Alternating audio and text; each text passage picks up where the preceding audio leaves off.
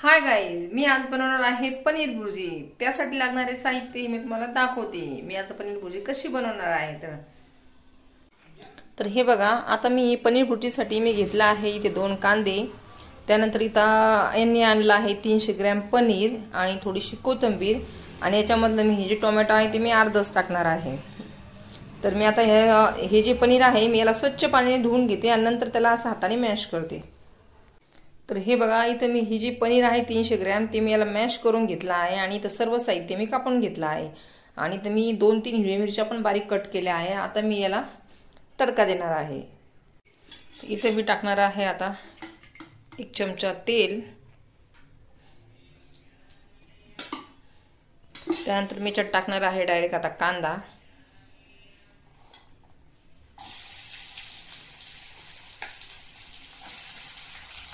आता याला ब्राऊन होईपर्यंत याला फ्राय करायचं। हे इथे झाले आता कांदा फ्राय। त्यानंतर मी इथे टाकणार आहे थोडंसं टोमॅटो, याला पण फ्राय करून घेणार आहे। त्यानंतर मी बाकीचे मसाले टाकणार। हे बघा, इथे टोमॅटो झाला आहे फ्राय। आता मी याच्यात टाकणार आहे सर्व गरम मसाले। हे आहे धने पावडर, जिरा पावडर आणि ते मिरे पावडर, त्यानंतर इथं आहे मीठ आणि मिरची। हे सर्वच मी आता याच्यामध्ये टाकणार आहे। हे टाकली मी मिरी पावडर,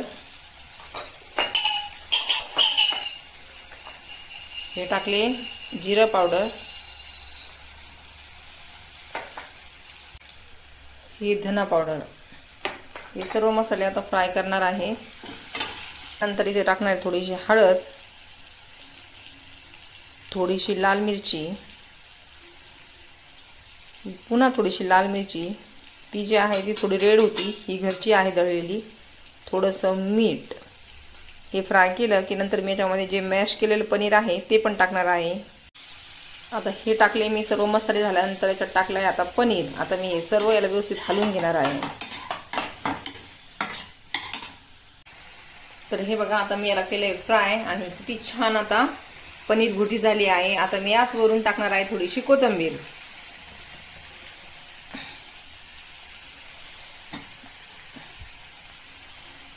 आता याला हलवून घेणार आहे आणि गॅस बंद करणार आहे। चला तर मी आता याला प्लेटमध्ये काढून घेते। ही झाली आहे पनीर भुर्जी तयार। चला तर माझा व्हिडिओ तुम्हाला कसा वाटला, माझ्या व्हिडिओला कमेंट करा, शेअर करा आणि माझ्या चॅनलला सबस्क्राईब करा। चला तर मग आता बाय।